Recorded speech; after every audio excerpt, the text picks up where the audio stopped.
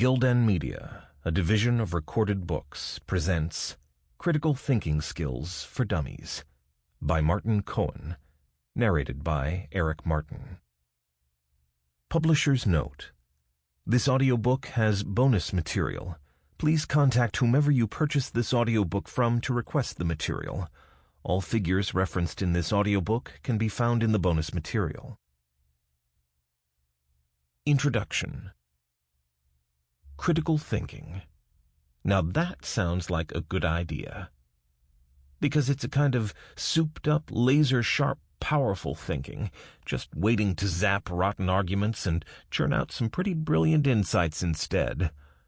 And don't worry if people tell you that it is a rather high-level kind of thinking, and that only a few can do it, mainly tweedy professors who tell jokes in Latin. Dumedium facti qui coepit abet. He who has begun has the work half done. Because critical thinking certainly isn't like that. Critical thinking is not just for the tweedy few, but for the curious, the imaginative, the creative many.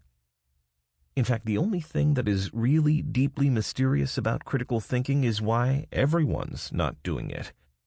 But I've got a theory about that, and it is to do with education and the kind of ways of working that people are corralled into like so many sheep, supposedly as a preparation for life outside. But life outside is rarely just a business of unreflectively following set procedures and instructions, but rather something where you need constantly to reflect on what you are doing and why, and act not as a machine, but as a person. So, the first skill a critical thinker needs to learn is how to think the unthinkable, to think outside the box, to free their mind, no less. Sounds idealistic? A bit 60s and hippies wearing flowers? Well, yes, there's a bit of idealism in critical thinking, just as there is in all the best things, but there's also a lot of structure and solid research backing it too. This book will give you what you need of both, plus plenty of opportunities to develop and test your own skills. I've done both my bit of being taught and of teaching over the years, and another rather mysterious thing is why so many people seem to imagine that thinking, let alone critical thinking, is something that can be learned by rote, that is, by writing down and memorizing a collection of facts, a body of knowledge, with right and wrong answers. Critical thinking guides that create obscure distinctions and list technical terms for you to learn are promoting passive, not active thinking. Rote learning is fine if all you ever intend to do is deal with past problems, but won't get you many new insights or ideas. And in fact, it is the opposite of what critical thinking is all about. Critical thinking is really a set of transferable skills, learned for one thing, equally useful for another, that cuts across the whole swath of academic disciplines and is applicable in all spheres of human activity. This is why you will find critical thinking useful as part of learning design skills, nursing studies, economics, and even playing good football.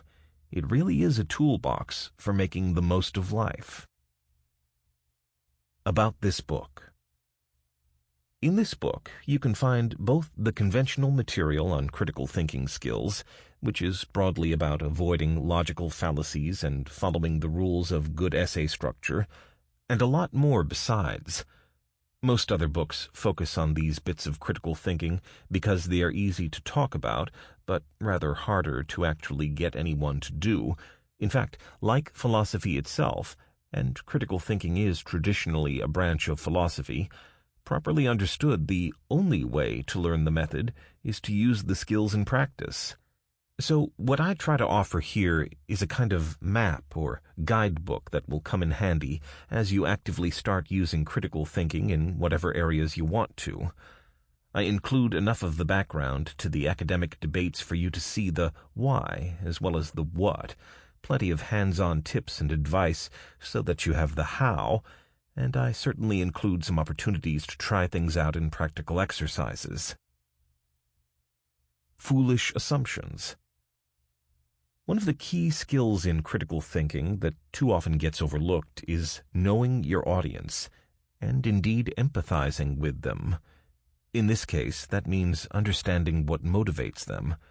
So as I write this book, just as when you write an essay or prepare a report, the crucial thing is to know what the interests and needs of the likely listener are. I assume that you are interested in ideas and in how to communicate them, already know there is a difference between critical thinking and just criticizing without thinking, want to be able to see through a bad argument, know how to construct a persuasive argument, although I don't make any assumptions about what you will be arguing about or the context that you are studying or working within. Whether you're young or old, male or female, an engineer or a philosopher, makes no difference to me. The book is zero jargon and open access. You could be a CEO or the Prime Minister, but you won't get special sections for that reason. However, I do anticipate that you might be a student, perhaps starting your studies or perhaps having progressed to the point where you are being asked to produce longer dissertations, because, believe it or not, critical thinking is a skill that even PhD students often fall short in. This thinking gap is behind a lot of dodgy research and public policy all over the world. So really, I also assume that the likely listener has a moral purpose too. You want to think better and more clearly, to get things right, not just know enough to pass the exam. On the other hand, if you are sort of a reluctant critical thinker, heck, let me have a go at converting you, because I know there is an awful lot of boring stuff out there on informal logic and structuring essays, and I certainly don't intend to add to it here. So, if you are starting off by wanting just the minimum to pass, you've still come to the right place. If critical thinking is sometimes a diet of thoroughly stodgy skills, here you should find plenty of flavoring has been added to the stew that makes it all much more tasty. Icons used in this book. A closer look. I use this icon to point you towards more detailed explanations of important ideas or theories that shed light on critical thinking techniques and skills. Jargon buster. There's a lot of jargon used in some critical thinking circles. I attach this icon near the plain English explanation of a term. Remember, I use this icon to highlight key facts and ideas that literally you may want to remember. If you know it already, sometimes it will come across more as a reminder. Tip. This flags up a simple idea that can be used to achieve both academic critical thinking aims, how to dissect an argument, for example, and also broader CT skills such as how to give space to other people to develop their ideas, rather than switch off at the first point of disagreement. Try this. And last, but definitely not least, this one flags up an opportunity for you to try your skills out. Warning. I reserve this scary icon to indicate both practical pitfalls and theories that have downsides. Beyond the book. In addition to the material in the print or ebook you're listening to right now, this product also comes with some Access Anywhere goodies on the web. Check out the free cheat sheet at dummies.com/cheat sheet/critical thinking for some helpful tips and hints. You can also access some fun critical thinking exercises at dummies.com/extras/critical thinking. Where to go from here? You can listen to this book any way you want. I don't mind if you just try a few bits that seem particularly relevant, or if you plow through the whole thing in one evening and take it to bed with you, or if you skim it while eating chips and watching TV. In fact, I'd recommend that you don't treat it as a textbook with Lesson 1 leading to Lesson 2, because the smart listener knows, and the critical thinker is a smart listener, that information is best digested when it connects to something you have a current, real need to know. Only you can say what it is at the moment you're looking at, or thinking about, or interested in. However, if you want my advice about where to start, and why not, I wrote the book, so I ought to know a bit about it, I'd say some good places to go are Chapter 1, because that is where I welcome you to the Arguments Clinic and say a bit about what critical thinking is. Chapter 4, which is on assessing your thinking skills, because it contains a pretty cool test of the kind that evil employers may give you, and is quite fun too. But don't listen to it for that reason, because all of the book is fun. Chapter 9, getting to the heart of the reading matter, another possible jumping-in point. It sounds a bit serious, but it's also a good place to start, as it is through reading that most people get new ideas and develop their views. Don't forget that's probably why you're listening to this book in the first place. What could be better than just listening to this book than listening to it while thinking critically? Part 1. Getting started with critical thinking skills. Web extras for Dummies can help you get started with lots of subjects. Go to www.dummies.com to learn more and do more with For Dummies. In this part, find a quick overview of what this newfangled idea called critical thinking is really all about and why everyone's doing it. Measure your existing thinking skills and get a big nudge towards broadening your outlook to include emotional intelligence and awareness of everyone's inbuilt biases. Discover why most people's brains are happier reaching quick answers than they are at reaching the right answers, plus tips on how to avoid that tendency for yourself. Learn how unscrupulous folks, from political extremists to talented advertisers, have always taken advantage of uncritical thinkers. Chapter 1. Entering the exciting world of critical thinking. In this chapter, getting the big picture on thinking skills, picking up cool tips for problem solving, steering clear of common misconceptions. There goes another beautiful theory about to be murdered by a brutal gang of facts. François VI, Duc de la Rochefoucauld, French writer and moralist, 1613 to 1680. Critical thinking is about pressing points, sniffing a bit more skeptically at issues, and generally looking more closely at everything. Not only at factual claims, but also, and most importantly, at the ways in which people arrive at their views and ideas. Humph, you may think. Why bother? Good question. I've failed plenty of job interviews in my time by being a critical thinker.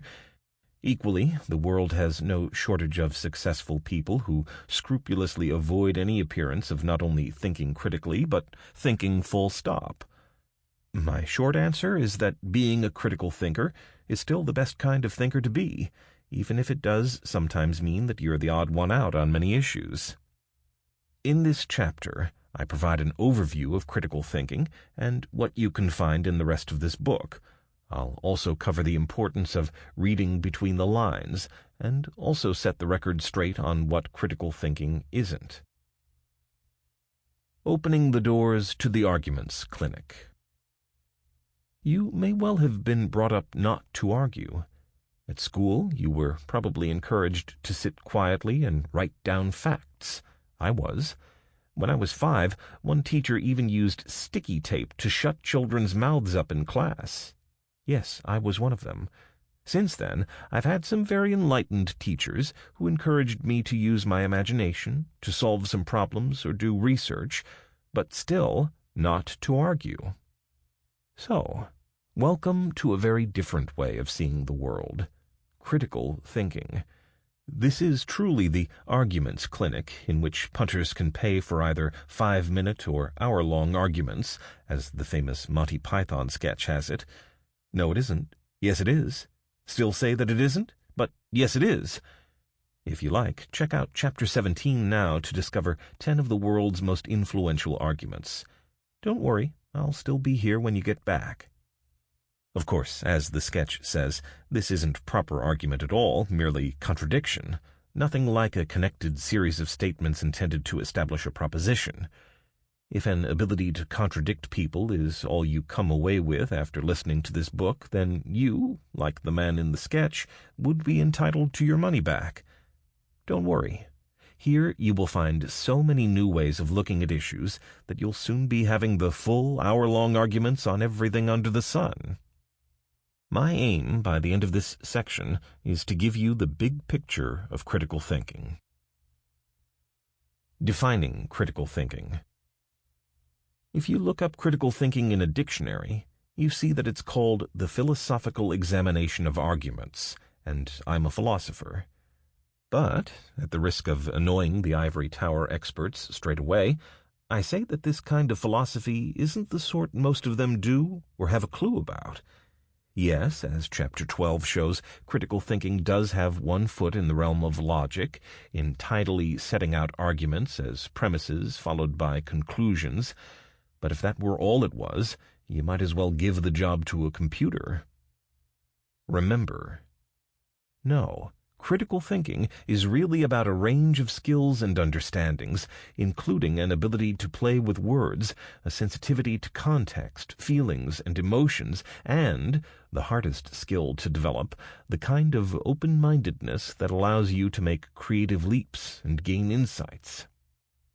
I know that developing these skills sounds rather like a tall order for one book to achieve, but critical thinking is also team thinking, and I draw on the ideas of many other thinkers, including a lot of input from my editors at Wiley. As a result, you don't get my opinion of critical thinking skills, but a carefully researched and lively introduction to the subject. Spotting how the brain likes to think. Professors may sniff, but I prefer to work on exercises that are fun or interesting, which is why I have tried hard to make the ones in this book like that. Here's a rather trivial little exercise, which nonetheless illustrates something important about how the human mind operates. Try this. Should you say, the yolk of the egg is white, or the yolk of the egg are white? When I first saw this question, I thought for a minute, and then I gave up and looked for the answers. That's my method with written exercises. It conserves my limited brain power for things like watching TV and eating crisps at the same time. But I digress. Not good in critical thinking. This question may form the subject of a 5-minute argument, but it shouldn't stretch to an hour, because neither version is correct. Egg yolks are yellow. Boom! Boom! Caught you out? This exercise reveals that people's normal mode of thinking is bound within the parameters of certain rules and systems due to thousands of years of evolution. In the jargon of psychology, human thinking uses certain heuristics, mental shortcuts for solving problems and making judgments quickly. Warning. The trouble is that automatic and well-established ways of thinking can stop you from seeing new possibilities or avoiding unexpected pitfalls. Plus, the great majority of people's thinking goes on without them being aware of it. Although sometimes quick and efficient, in certain circumstances it can rush people to the wrong conclusions. Critical thinking is your insurance policy against these dodgy, but more or less universal, thinking habits. Evaluating what you read, hear, and think. The fundamental cause of the trouble is that in the modern world the stupid are cocksure, while the intelligent are full of doubt. Bertrand Russell, The Triumph of Stupidity, in Mortals and Others, Bertrand Russell's American Essays, 1931 to 1935. Ingredients that make a critical thinker. If you're building a critical thinker, a la Dr. Frankenstein, here are the abilities and attributes you need. Tolerance. Critical thinkers delight in hearing divergent views and enjoy a real debate. Analytical skills. Critical thinkers don't accept just any kind of talking. They want properly constructed arguments that present reasons and draw sound conclusions. Confidence. Critical thinkers have to be a little bit confident to be able to examine views that others present, often people in authority. Curiosity. Critical thinkers need curiosity. It may have killed the cat, but curiosity is the essential ingredient for ideas and insights. Truth-seeking. Critical thinkers are on mission objective truth, even if it turns out to undermine their own previously held convictions and long-cherished beliefs and is flat against their self-interest. Tip: critical thinking is about actively questioning not only the conclusions of what you're reading or hearing, but also the assumptions, be they open or hidden, and the overall frame of reference. Critical reading is discussed in detail in Chapter 9. A closer look. Critical thinkers approach an issue without preconceived assumptions, let alone prejudices, towards certain conclusions. As Professor Stella Cottrell, author of a popular guide to the subject, says, critical thinkers are quite prepared to acknowledge a good argument that goes against them and will refuse to resort to a bad argument, even if it looks like the only one available to support them. Developing critical thinking skills. Reading between the lines. The improver of natural knowledge absolutely refuses to acknowledge authority as such. For him, skepticism is the highest of duties, blind faith the one unpardonable sin. And it cannot be otherwise, for every great advance in natural knowledge has involved the absolute rejection of authority, the cherishing of the keenest skepticism. Thomas Huxley, on the Advisableness of Improving Natural Knowledge, 1866. Critical thinkers know that real debates take place between the lines, and all too often under the mental radar.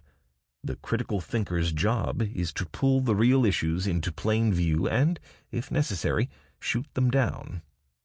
I introduce you here to some of the core skills of critical thinking, reading between the lines, examining the evidence, and quickly deconstructing texts. The chapters in Part 3 provide loads more info on how to do just that. Challenging people's rationality. Do you know people whose views don't seem to be based on any sort of rational assessment of the world, but rather on dodgy information easily imbibed, or even on blatant prejudices? Me too. And what's more, at least some of my views, and some of your views, also fall into this rather illogical category. The fact is, even though Aristotle called men, not women, he was emphatically prejudiced, rational animals, people rarely use their rational facility in practice. I discuss this subject in more depth in Chapter 13. More subtly, people often present good reasons for their positions, but in reality arrive at their views for quite different ones. The good reasons are irrelevant, as you sometimes find out if you present some solid arguments that tend to disprove them. For example, suppose your neighbors buy a 4-wheel drive all-terrain car and insist that it is vital for when the family goes mountaineering and camping. Yet the fact is that they rarely go anywhere more remote than the nearest supermarket and hate getting their shiny car dirty. Could the real reason be that having a tank-sized car bolsters their sense of self-importance? Or maybe the government says that it has to charge students tuition fees, otherwise there won't be enough money for everyone who wants to go to college in the future. Good reason. Odd, then, that the fees system actually costs more to operate than the previous universal grants system. Could the real reason for the change be something to do with dismantling the political edifice of the welfare state? Arguments may exist for doing that, too, but that's straying into politics. I'm not saying one way or the other, but I am recommending the habit of looking a little harder at the reasons and explanations people give. Dipping into the critical thinking skills toolbox. I think of critical thinking as a toolbox. Philosophers have a long tradition of seeing argument skills as tools. Remember, critical thinking isn't one tool, but lots. Plus, its skills can do a lot more than most of its experts seem to be aware of, because most of them come from too narrow a base. Totting up Aristotle's tools. The most famous writings on how to argue are the 2,000-year-old books of Aristotle. His followers gathered them together and called the collection organon, which is Greek for tool. Interestingly, this title reflects a controversy at the heart of philosophy that has never gone away. Is logic the purest form of philosophy, or merely a tool that philosophers use? So this obscure bit of ancient Greek is surprisingly political, taking sides in an educational controversy that continues to rage today. Tip: logic is a central critical thinking tool. You can see the kind of logic that it uses as a mental screwdriver with two different purposes. It enables you to take arguments completely apart and mend and reassemble them. Critical thinking also has creative uses, such as prototyping and brainstorming, see chapters 6 and 7 respectively. These hammer and nails skills, with plenty of glue added in, are great for creating new solutions and visualizing possibilities. Plus, don't forget the social and emotional components of critical thinking, which I cover in chapters 3 and 4 respectively.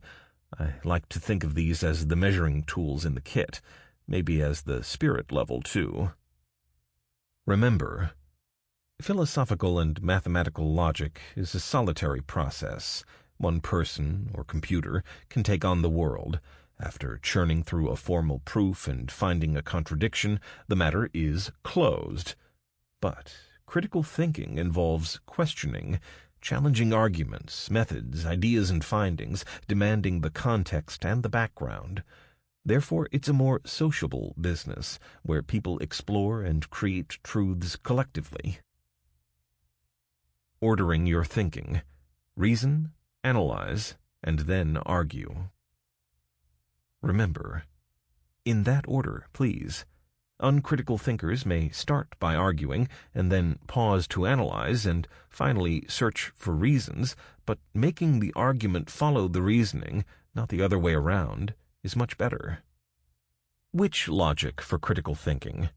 You can encounter plenty of types of logics: classical logic, Boolean logic, quantum logic, sentential logic, and how about a bit of multi-valued logic or predicate logic too, sprinkled with fuzzy logic?